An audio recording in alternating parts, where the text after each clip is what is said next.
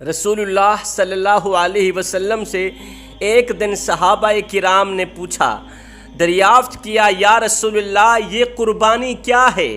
میرے نبی نے فرمایا، صحابہ یہ قربانی تمہارے باپ، تمہارے دادا حضرت سیدنا ابراہیم علیہ السلام کی سنت مبارکہ ہے۔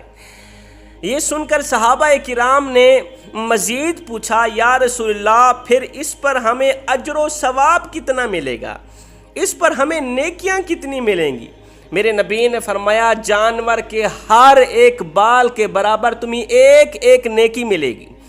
قربانی کے لیے تمہارا جتنا بڑا جانور ہوگا، جتنے بڑے جانور کے اوپر جتنے بال ہوں گے، حساب کتاب تم خود لگا لینا، ہر ایک بال کے برابر تمہیں ایک ایک نیکی کا ثواب ملے گا، ایک ایک بال کے برابر ایک ایک نیکی ملے گی۔ رسول اللہ صلی اللہ علیہ وسلم نے ایک دن اپنی پیاری بیٹی سیدہ فاطمہ الزہرا رضی اللہ تعالی عنہا کو فرمایا، بیٹی فاطمہ اٹھو، قربانی کے جانور کے پاس رہو، آپ کے نام کا جو جانور اللہ کی بارگاہ میں قربان ہونے جا رہا ہے نا، اپنے گھر میں اس جانور کے بالکل قریب رہو۔ یہ سن کر سیدہ فاطمہ الزہرا نے وجہ پوچھی، آقا، ابا حضور، اس میں حکمت کون سی چھپی ہوئی ہے؟ میں کیوں جانور کے پاس رہوں، کیوں جانور کے بالکل قریب رہوں؟ یہ سن کر میرے نبی نے فرمایا، بیٹی فاطمہ، وہ اس لیے کہ اس جانور کے خون کا پہلا قطرہ زمین پر گرتے ہی اللہ تعالیٰ تمہارے پچھلے تمام گناہوں کو مٹا دے گا۔ یہ جو جانور تمہارے نام کا ذبح کیا جا رہا ہے نا، اس کے خون کا پہلا قطرہ جب زمین پر گرے گا، اس کے گرنے کے ساتھ ہی اللہ تعالیٰ تمہارے تمام پچھلے گناہوں کو مٹا دے گا۔ میں آپ لوگوں سے پوچھنا چاہتا ہوں، آج کی اس دور میں ہر بندے کا اپنا عقیدہ ہے، ہر بندے کا اپنا ایک مسلک ہے۔ میں اپنے مسلک کے مطابق، اپنے عقیدے کے مطابق بات کرنا چاہتا ہوں۔ کیا سیدہ فاطمہ الزہرا رضی اللہ تعالی عنہا پر گناہ کا کوئی دھبا تھا جس کے بارے میں میرے نبی فرما رہے ہیں تمہارے پچھلے تمام گناہوں کو مٹا دیا جائے گا؟ میرے عقیدے کے مطابق تو سیدہ فاطمہ الزہرا گناہوں سے پاک ہے۔ سیدہ فاطمہ الزہرا نے ساری زندگی ایک گناہ بھی نہیں کیا، ایک غلطی بھی نہیں، ایک خطا بھی نہیں کی۔ سیدہ فاطمہ الزہرا کی زندگی پاک ہے، شفاف ہے پانی کی طرح۔ اس میں بھی ایک حکمت چھپی ہوئی ہے۔ وہ حکمت کون سی ہے؟ وہ حکمت یہ ہے کہ میرے نبی خود کو، میرے نبی کائنات کے نبی، نبیوں کے نبی، نبیوں کے بادشاہ، نبیوں کے امام، رسولوں کے امام، اتنی بڑی شخصیت، اتنا بڑا مقام رکھنے والے، اتنا بڑا مرتبہ رکھنے والے، اتنا بڑا مقام و مرتبہ رکھنے والی شخصیت یہ جملہ بول کر خود کو اللہ کے سامنے عاجز پیش کر رہی ہے۔ مالک، میں بھی عاجز ہوں تیری بارگاہ کے سامنے، میری اولاد بھی تیری بارگاہ کے سامنے عاجز ہے، خود کو اللہ کے حضور عاجز پیش کر رہے ہیں۔ اولاد گناہوں سے پاک ہے، گناہ کا ایک دھبا بھی نہیں، قیامت تک نہیں آئے گا۔ اب دوسری حکمت جو سامنے آ رہی ہے، یہ سنتے ہی سیدہ فاطمہ الزہرا نے عرض کی، ابا حضور، کیا یہ فضیلت صرف اہل بیت کے لیے ہے یہ تمام مسلمانوں کے لیے ہے؟ میرے نبی نے فرمایا، یہ فضیلت تمام مسلمانوں کے لیے۔ رسول اللہ صلی اللہ علیہ وسلم نے فرمایا جو شخص صاحب استطاعت ہونے کے باوجود بھی، قربانی کرنے کی گنجائش رکھنے کے باوجود بھی اگر وہ قربانی نہیں کرتا، مال بھی ہے، دولت بھی ہے، پیسہ بھی ہے، سب کچھ ہے، پھر بھی اگر وہ قربانی نہیں کرتا تو وہ ہماری عیدگاہ میں نہ آئے۔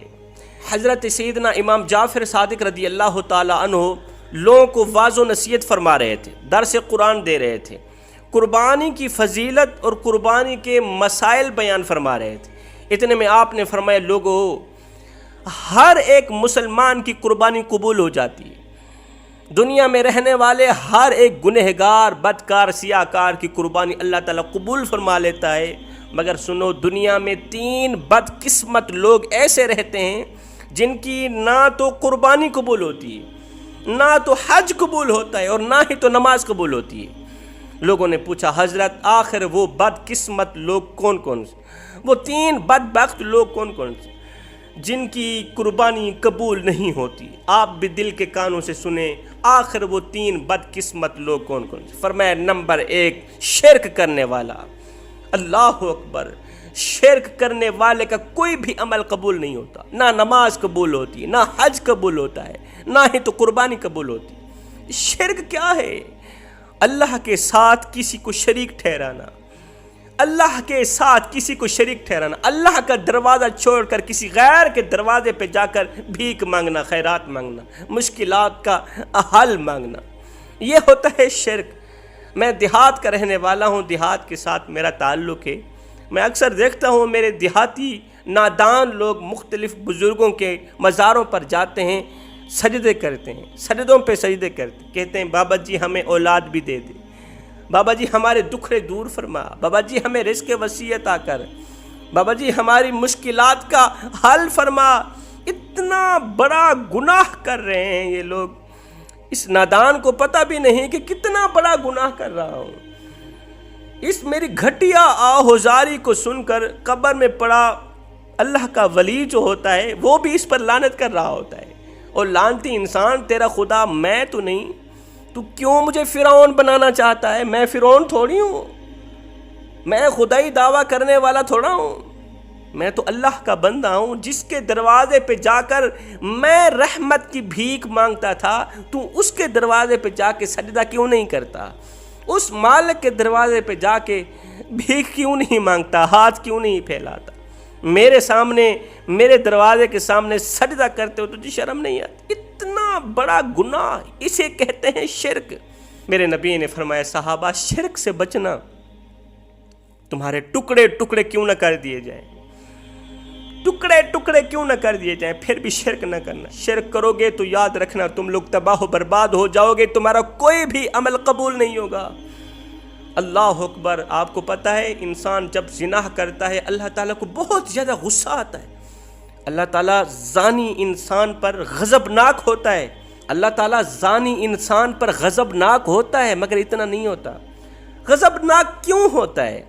مومن جب زنا کر رہا ہوتا ہے اس وقت ایمان سے خالی ہو جاتا ہے، مومن جب چوری کر رہا ہوتا ہے اس وقت ایمان سے خالی ہو جاتا ہے، اس لیے اللہ تعالیٰ غضبناک ہوتا ہے۔ مومن جب جھوٹ بول رہا ہوتا ہے اس وقت ایمان سے خالی ہو جاتا ہے، مومن جب سود کا کاروبار کر رہا ہوتا ہے اس وقت ایمان سے خالی ہو جاتا ہے۔ اگر ایمان ہو بھی صحیح تو کس کھاتے کا ہے ایمان؟ اس ایمان کی اللہ کے سامنے کتنی قیمت ہوگی؟ چوری کرتے وقت اللہ تعالیٰ غضبناک ہوتا ہے، بہت زیادہ ہوتا ہے مگر اتنا نہیں ہوتا۔ جو لوگ نماز نہیں پڑھتے اللہ تعالیٰ ان پر غضبناک ہوتا ہے مگر اتنا زیادہ نہیں ہوتا۔ اب کس ٹائم، کس وقت، کس بندے پر اللہ تعالیٰ بہت زیادہ غضبناک ہوتا ہے؟ جب ایک انسان اللہ کا دروازہ چھوڑ کر غیر کے دروازے پہ جا کر ہاتھ پھیلاتا ہے، بھیک مانگتا ہے، خیرات مانگتا ہے، مدد طلب کرتا ہے، یہ وہ بدقسمت انسان ہوتا ہے جس پر اللہ تعالیٰ بہت زیادہ غضبناک ہوتا ہے، بہت زیادہ غصہ کرتا ہے۔ پوچھا گیا حضرت دوسرے لوگ کون سے ہیں جن کی قربانی قبول نہیں ہوتی؟ فرمایا دوسرے لوگ حرام کے پیسوں سے بکرا خرید کر اللہ کی راہ میں قربان کرنے والے لوگ، یہ بھی وہ لوگ ہیں جن کی نماز قبول نہیں ہوتی، جن کی قربانی قبول نہیں ہوتی۔ حرام اللہ تعالیٰ کو ناپسند ہے، اس لیے کہ حرام پر ہر وقت شیطان تھوکتا رہتا ہے۔ حرام اپنی اولاد کو کبھی نہ کھلانا، حرام کا ایک لقمہ بھی نہ کھلانا، حرام تمہاری اولاد کی آنکھوں سے حیا چھین لے گا، حرام تمہاری اولاد کی آنکھوں سے شرم و حیا چھین لے گا، تمہاری اولاد کو بے حیا بنا ڈالے، تمہاری اولاد کو بے غیرت بنا ڈالے۔ پوچھا گیا حضرت تیسرے بدقسمت لوگ کون سے ہیں جن کی قربانی قبول نہیں ہوتی؟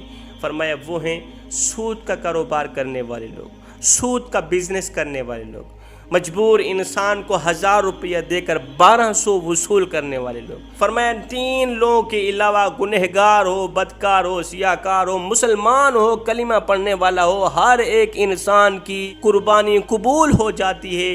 ان 3 لوگوں کی قربانی قبول نہیں ہوتی تب تک جب تک یہ پکی توبہ نہیں کر لے، پختہ توبہ نہیں کر لے۔ اصل میں قربانی کی حقیقت تو یہ تھی کہ عاشق خود اپنی جان کو خدا تعالیٰ کے حضور پیش کرے۔ اصل میں قربانی کی حقیقت بتا رہا ہوں، اصل میں قربانی کی حقیقت تو یہ تھی کہ عاشق خود، اللہ کا بندہ خود اپنی جان کو اللہ کے حضور پیش کرتا، اپنی جان کی قربانی کرتا۔ اللہ تعالیٰ کو یہ گوارا ہرگز نہ ہوا۔ اللہ تعالیٰ نے حکم دیا کہ لوگو تم جانور ذبح کرو، تم ہمارے نام پہ جانور ذبح کرو، ہم یہی سمجھیں گے کہ تم نے خود کو ہمارے نام پہ قربان کیا۔